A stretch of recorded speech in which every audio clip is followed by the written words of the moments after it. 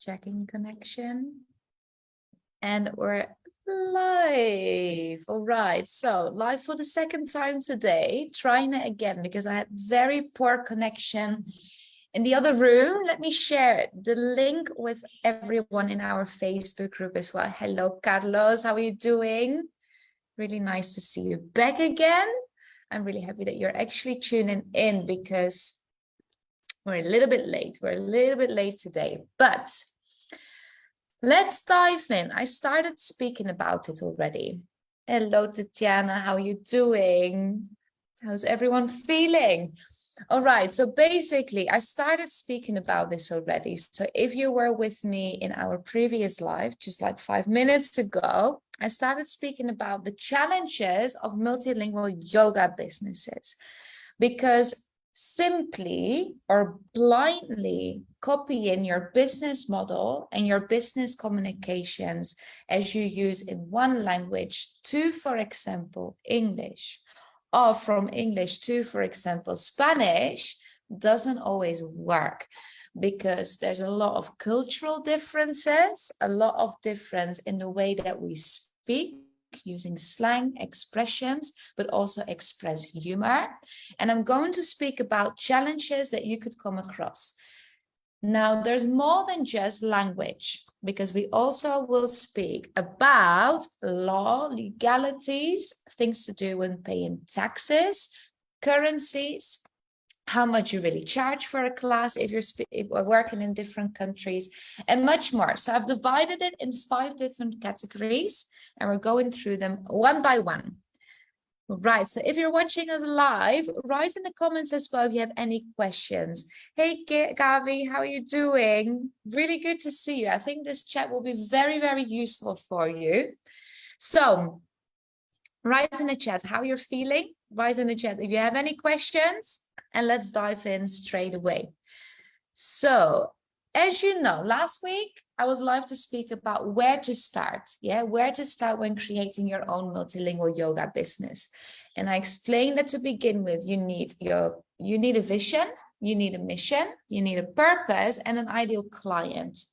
Once you're very clear on all of these things, and I do recommend that you take your time, because this is the foundation of your business. It's not something that you decide in 5 minutes. Some people will take months to actually gain this clarity. But once you're very clear on these things, you're ready to do your market research. And market research also includes preventing yourself from the common mistakes that I'm going to speak about today. Yes, I'm going to speak about common challenges for international or for multilingual yoga businesses, specifically geared towards entrepreneuring, so setting up your business so that it works in more than one country. Now, as the name suggests, an international business produces or sells goods and or services to more than one country. Yeah. And as a yoga business, this could mean that you teach and or you serve your students from your own home or from your own hometown, but internationally by teaching online. It could be that you work in different places, that you're traveling, or that you are living abroad and teach people from different backgrounds. Or it could be that you teach online and in person in your own town, or while you're traveling. So wherever you are, wherever you feel like you are right now, or wherever you want to go, identify for yourself in what way are your services internationally, or in what way do you have to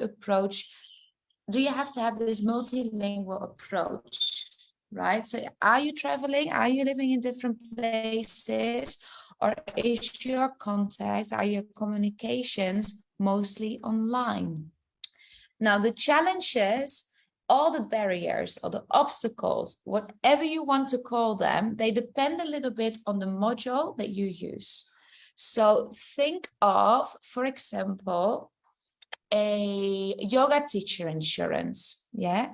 Most yoga teacher insurances do not cover accidents or incidents that happen abroad. They only cover the things that happen in your own country. That's one thing to really bear in mind when you go away, travel, teach in different places, and think that you have an insurance that covers you. Might not be the case. Also think of the price of how much you ask for your services. What do you charge your students that have different currencies? So think of it as well, the messaging of your brand, your tone of voice, your humor, expressions, things that could get lost in translation.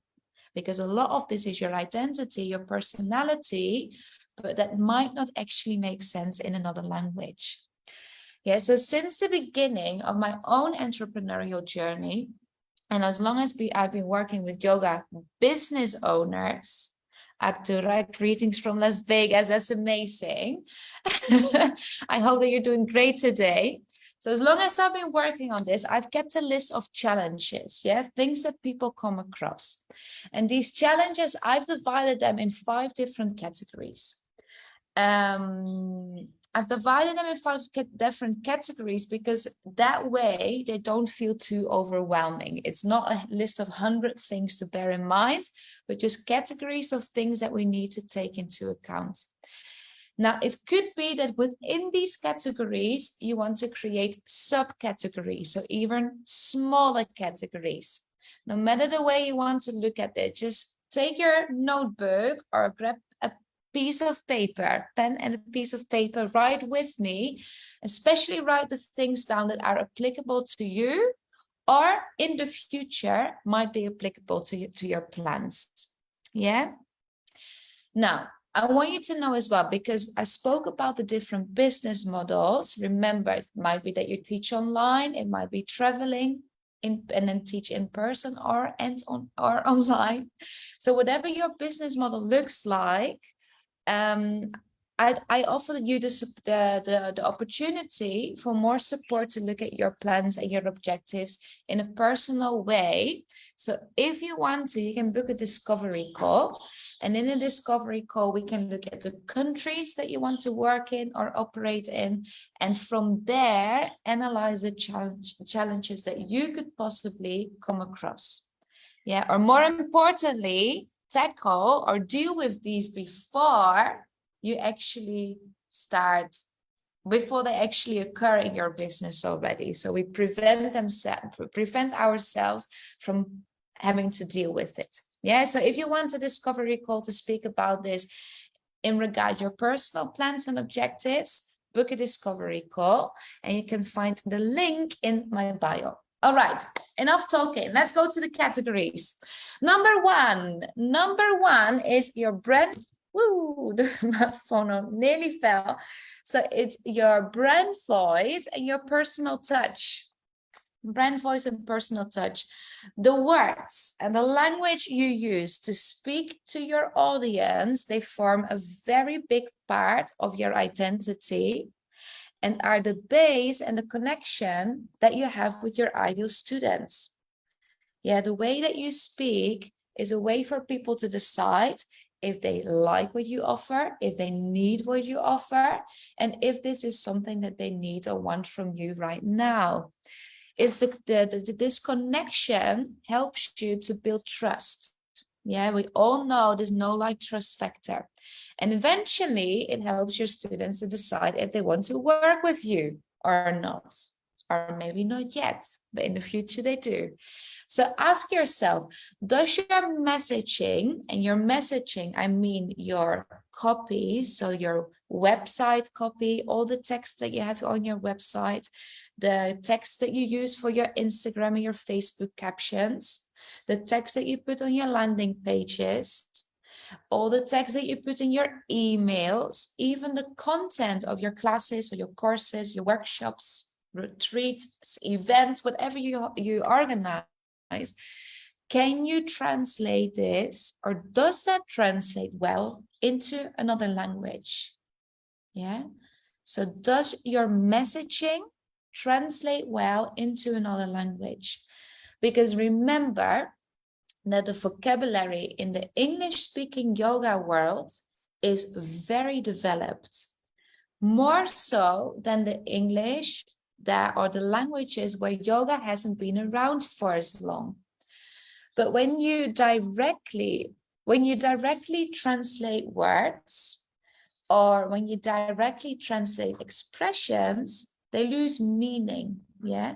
Worse even, they can get lost in translation and they don't mean anything at all. The other person, they have no idea what you are speaking about. The same goes for slang. So colloquial language, for expressions, for the dialect, for regional expressions or ways of phrasing something, the jargon or the lingo of a specific industry as well. So if you want to teach bilingually or multilingually or simply internationally, it's important that you pay attention to your language and your communication. Yes, so practice yoga in other languages. Speak to people that practice yoga in other languages and learn the language of yoga in another language, because it's different from what you learn in a general language class. For those that have been with me for a while, you know this, you all know this already.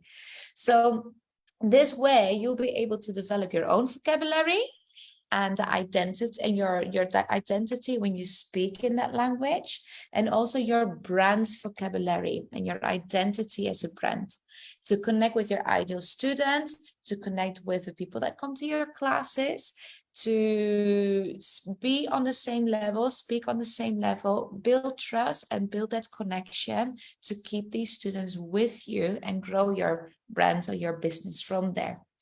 So note that if you consider hiring a translator or an interpreter or a native speaker or simply a resident of countries that you want to work with, ask them about their experience with yoga.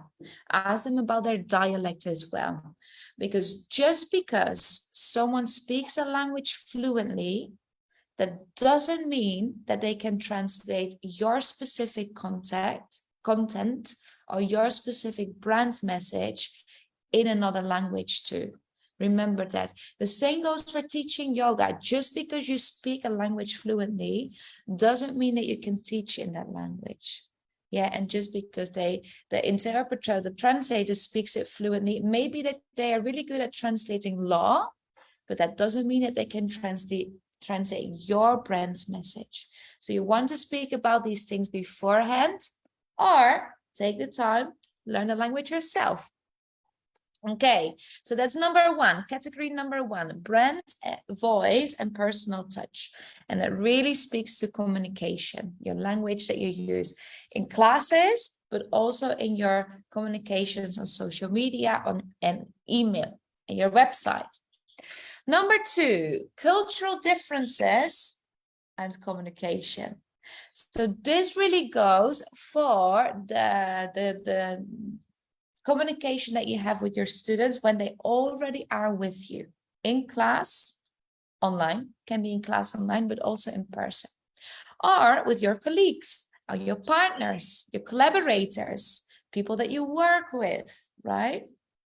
So we spoke about communication in terms of your brand's messaging a little bit, but communication in class, per email, personal messages that you have with people on Facebook, Instagram, but maybe also WhatsApp, with colleagues, like I mentioned, partners, collaborators, that can be a challenge too.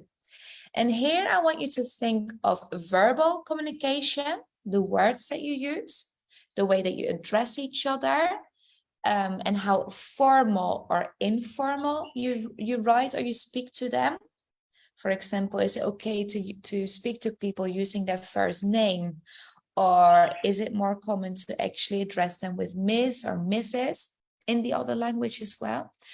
So that, like, practically the way that you speak, but also think of non-verbal contact, such as shaking hands, kisses on the cheeks, for example, gestures that you use, the way that you use your hands to speak, making eye contact. All of these things, they are very different from country to country, and sometimes even region to region. So whereas in, for example, Latin countries, kissing and hugging and being very close with each other is very normal, in some Asian countries, this is not acceptable. Yeah, it's maybe not even acceptable to shake hands.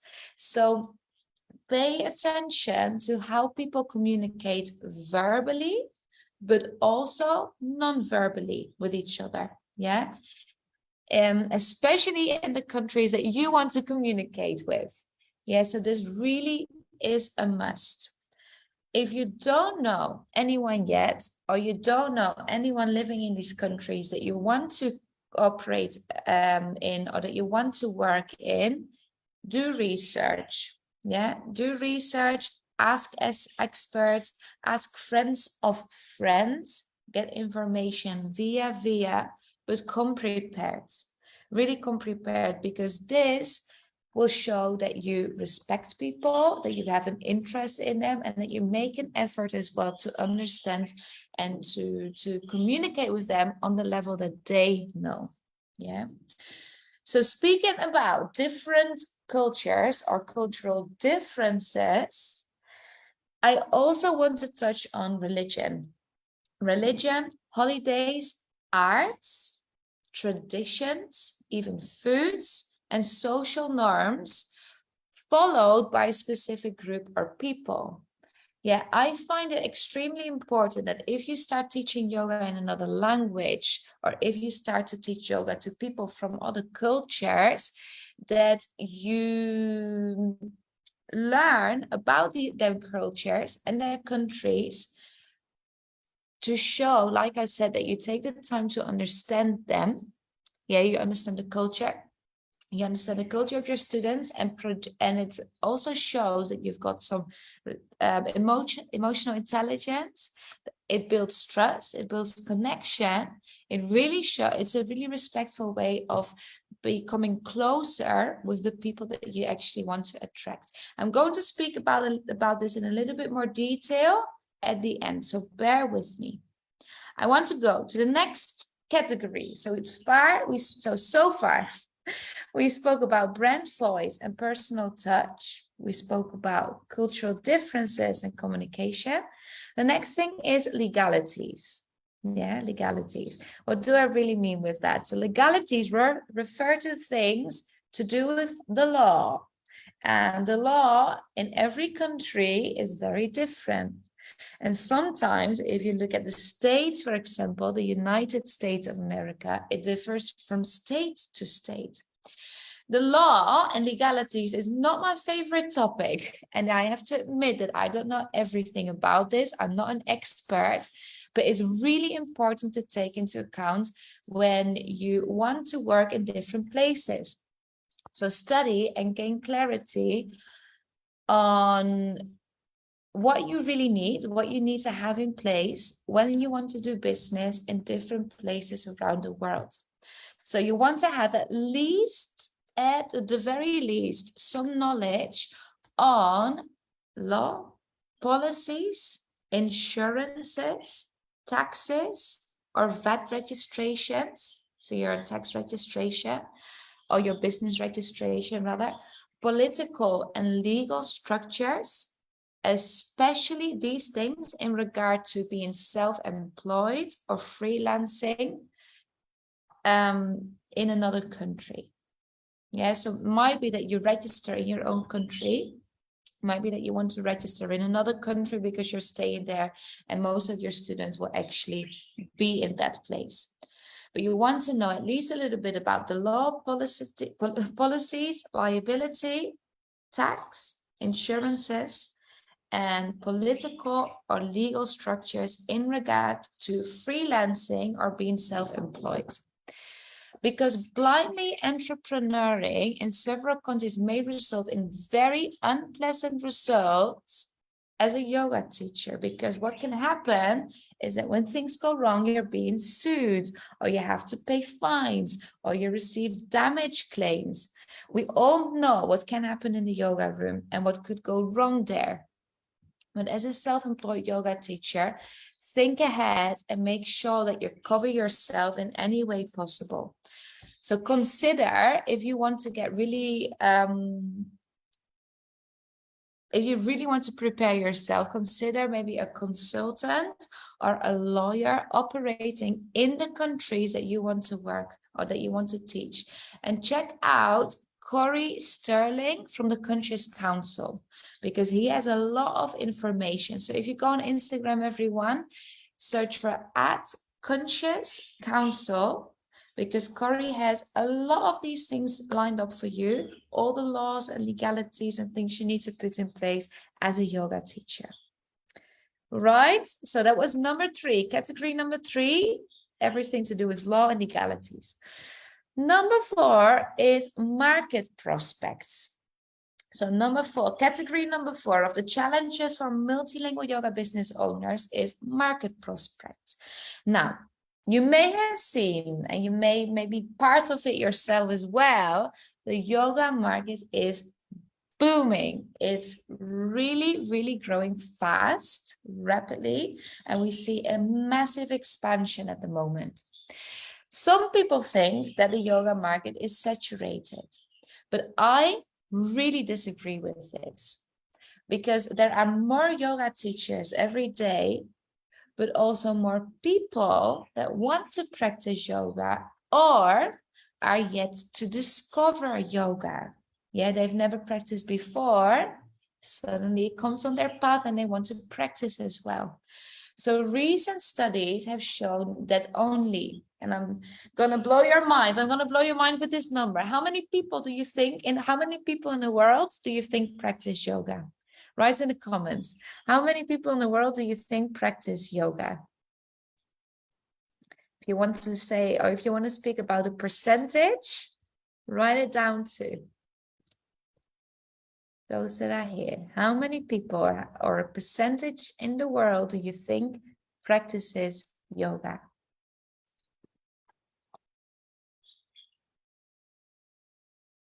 I'm gonna wave at everyone here.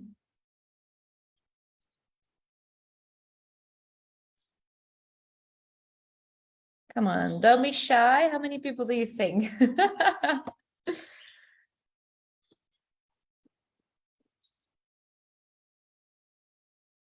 Let's see if you've got comments here.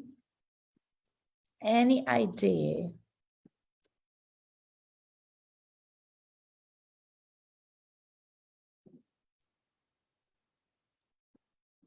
Right. So 200 million. 200 million.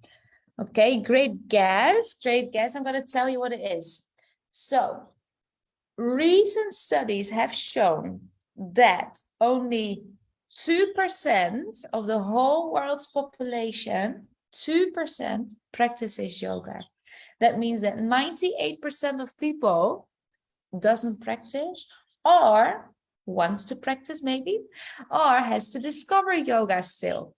So if you think that the market is saturated and there's no room for you to have a business, there's no room for you to share your expertise, I really believe that you're wrong, and that this is a limiting mindset or a myth that you tell yourself, or that you live in a real life yoga bubble, because 98% of the world doesn't practice yoga.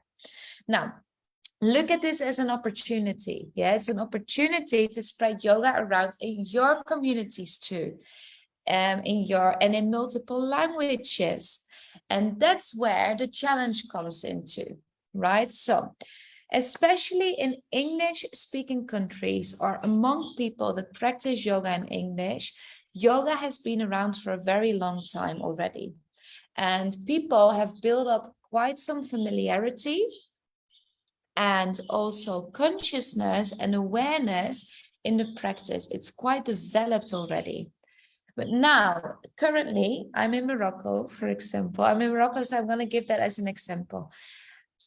Yoga is practiced in places closer to the beach often, and even more among people that already practice yoga somewhere else. So among experts or people that are on holiday or people that spend some time here. Now, what you would teach to people that already know a bit about yoga is very different from the people that are just starting or do their first class. Yeah, the way that you attract these people online to grow your business and therefore expand your business is also different.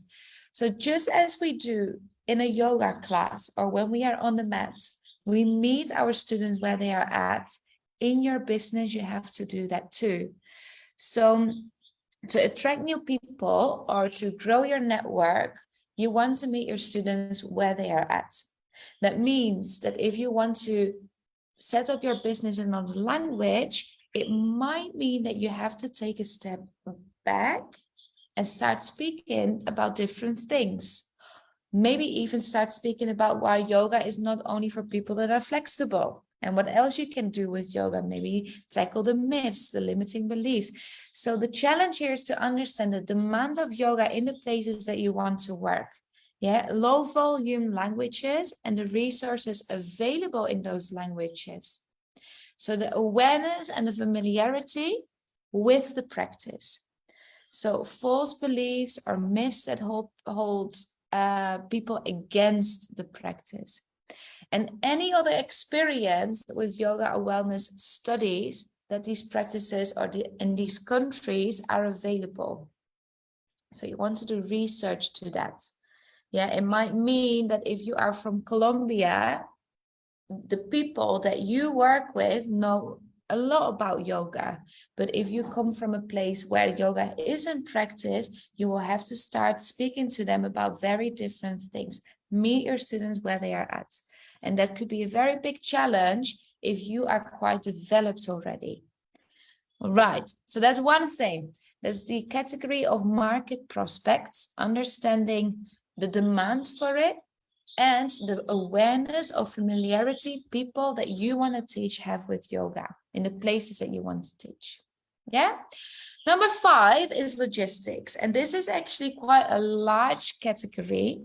I have divided in the category currency and exchange rates, inflation rates, taxes and VAT registration, days, times, and dates. So days, dates, and times, you can say, seasons and politics.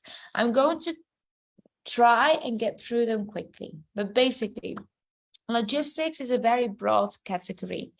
Yeah. And to keep it simple, I want to speak about the things that could potentially form an obstacle or a challenge in your business operation right now. Very first thing is currency and the exchange rate. Take, for example, the euro. The euro won't always equal the same amount in another currency.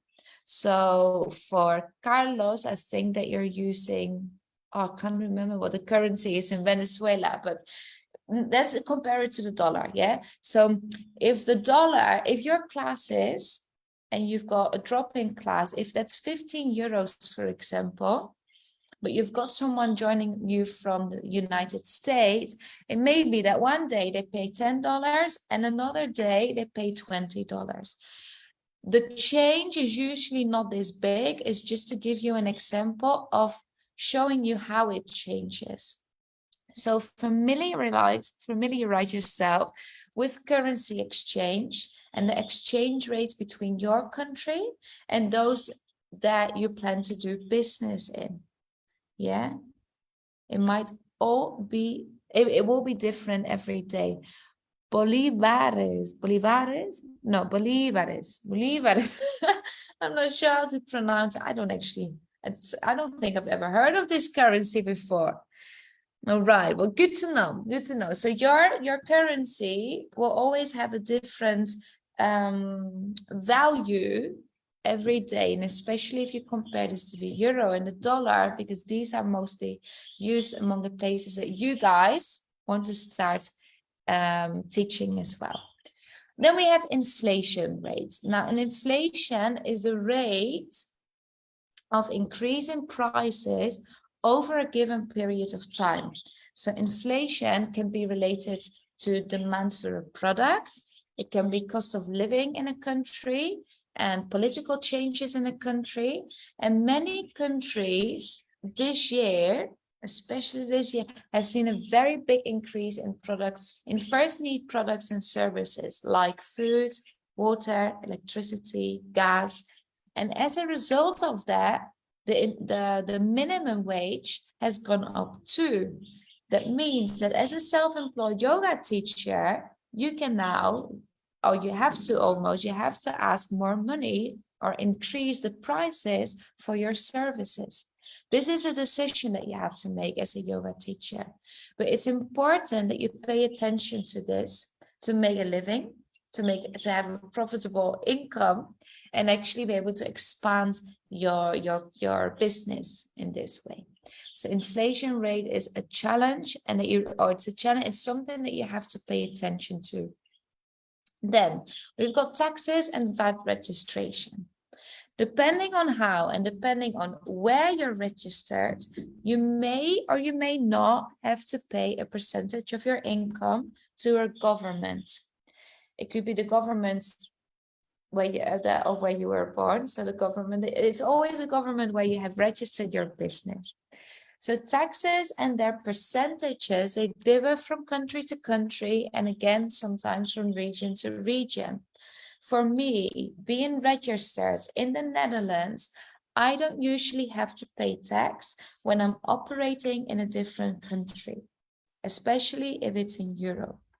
Now, neither can I ask money back when I'm operating in a different country. You know that sometimes you go somewhere, you pay tax, and then when you return, you can ask that tax money back.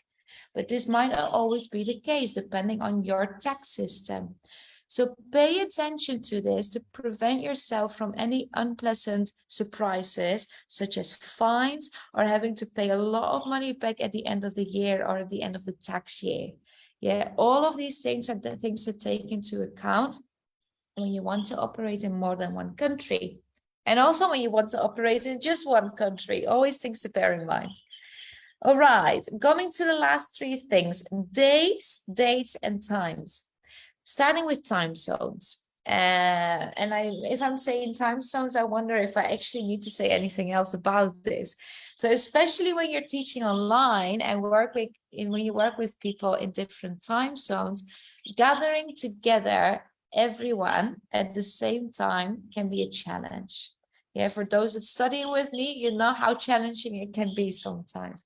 It's not impossible, but consider your students, consider the time zones of your students, and optionally offer the possibility to vote for time slots if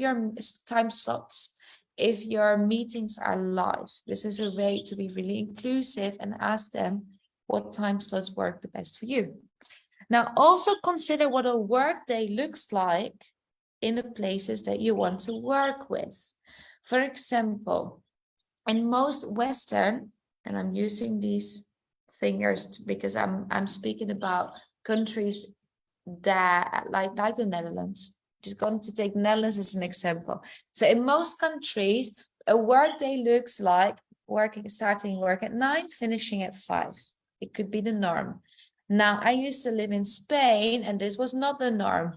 Working hours usually were from 9 to 2. Then there was a big break, and maybe from 4:30 or 5 to 8 o'clock or to 9 o'clock. And that time in between is a big break in the middle of the workday that maybe is for siesta, recovering, maybe even just seeing friends and having lunch. But usually this is the norm in a country like Spain or any other Mediterranean country. Mediterranean. Can't think. I'm pronouncing it in a funny way now. But think of this when you work in these countries. What does a work day look like? for them. And what are the days, the dates, and the times that you will teach your classes or host or provide your classes, offer your classes. Now, also think of seasons. For example, I'm working with people that live in Australia, but also in Argentina. But on the other side, people living in Europe. These seasons do not correspond with each other. Yeah, you're probably aware that that seasons around the world, they change. So whereas in Europe, the moment that I'm live right now, it's October, so we're in autumn and we're entering winter by the end in December. In Australia and Argentina, for example, it's spring, they are entering summer. It's the other way around. These seasonal differences also mean that we focus on different things in our yoga classes. Maybe it means that the yoga practice and the availability of these classes is different because we want to focus, we structure our days according to the season. For many people, summer means a time being off, going on holiday, being outside, spending more time with friends, maybe working a little bit less and studying more, maybe spending less time online because you're spending time outside. Where winter for many means the opposite. Yeah, so people are more at home or they spend more time inside their homes. They go inwards spiritually or maybe practically, emotionally. There's a lot more inner work. So the yoga practice changes, but their availability also changes. Yeah, so these are things to take into account when you teach people from different places online, but also if you go to different places to teach. Yeah, so think of the availability and the time spent on the mat or online according to the season that you are working. Yeah, and if that fits with their schedules. Maybe also think of your launches, because if everyone is on holiday, that might not be a good time for you to launch a product, a course, whatever it is that you're working on. Yeah, then the very last thing relates to logistics is the politics. And I spoke about this earlier a little bit, but business doesn't, let me reframe this. So your business is heavily influenced by politics, policies, the law, relationships between countries, because these relationships can be extremely nuanced. Yeah, so it's important that you really that you pay very close attention to the news related to the countries where you do business or where you want to do business. Yeah, for example, I've got a really great example here with Carlos. Our online learning platform doesn't necessarily work in Venezuela. And why that is probably to do with the law and the things that their government makes available on the internet. This is an important thing because it forms an obstacle for me and for my students because they can't get into the online learning platform. These are things that you need to be aware of when you have an online course, for example, or anything that you make available for your students online. So your decisions in your business can be very heavily influenced by political leaders, by law, by the taxes, by even transportation and infrastructure or educational systems. Yeah. So really pay attention to all of the things that I've been discussing in this chat. So I'm going to summarize very quickly the 5 categories. If you joined us later, feel free to watch the replay. I will send replay. The replay will be available on Instagram and on Facebook as well. And if you have any questions, write in the chat now because I'm going to hang around for a moment. Or if you have any questions later on because you're watching the replay, send me a message or write it in the comments so I can come back to you personally. Remember that if you need some advice or recommendations, or that if you need to look at this in a personal way, you can book a discovery call with me. So you can book a discovery call via the link in my bio or on Facebook. I'm going to add the link for you there. And we can look at everything that you need to take into account based on the countries or the languages that you want to work in. But to summarize, the categories are things to take into account: brand voice and personal touch. So your messaging and remember direct translations, or the language development of yoga in a specific language. Then we have category number 2, cultural differences in communication. So how do we verbally, but also non-verbally connect with our students, but also colleagues, other yoga teachers, with maybe the owners of a studio? And in what way do we show up? In what way do we speak to them? Is it formal, informal, but also in what way do we use our hands? And in what way do we greet them? So think of verbal, non-verbal communication. Then the third category was legality. So everything to do with the law, policies, insurance, liability, taxes, your VAT registration, political issues or structures, everything to do with the law. Category number 4 was market prospect. So what is the awareness, the consciousness, familiarity of people that people have with yoga in the places that you want to teach? And remember that in English-speaking countries or people that practice in English, it's likely to be much higher than in any other language, except from maybe India or regions around India. But what is their familiarity? Meet your students where they are at. Yeah, market prospects. What's the demand and what is the familiarity of them with the practitioners that they have with yoga. Then we've got logistics, and logistics had 5 subcategories. And the logistics, we speak about currency and exchange rate, inflation rates, taxes and VAT or tax registration, days, dates and times, the seasons, time zones, I forgot to mention, and politics. So a lot of things. And I've been speaking for a very long time. It's one of our longest lives. But as you can see, it can be a challenge. It's not impossible. It's just a bit of preparation. But as you're building the foundation of your business, I really hope that this helps you to prevent yourself from feeling overwhelmed or from coming across any unpleasant situations or challenges along the way. Yeah, like I said, if you need personal help with this, book a discovery call. I'm here to help you out. And if you have any questions, always feel free to write to me.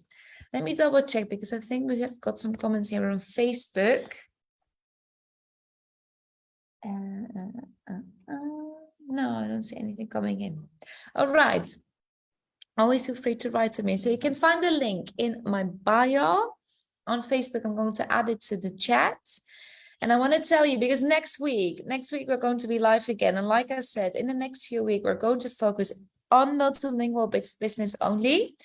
And next week is going to be very exciting for many of you because I will speak about in what languages or in what language you should write your business communication. So how do you choose in what language you want to write and attract your students? Because I heard from, especially from Italian and some Spanish speakers, like I've been doing my business communications in Italian or in Spanish. I actually want to expand, but I'm very afraid that if I do that, I will lose the people that don't speak English. So how do you structure this? What do you choose to write in your first language or in English? Maybe you have to set up 2 different accounts. Yeah, and maybe you have to create different content for these different audiences. I'm going to speak about all of that next week for a weekly live, Wednesday, 4 p.m. Central European Time. If you can't be there, but you want to watch it, send me a message. So I will send you the replay or the recording.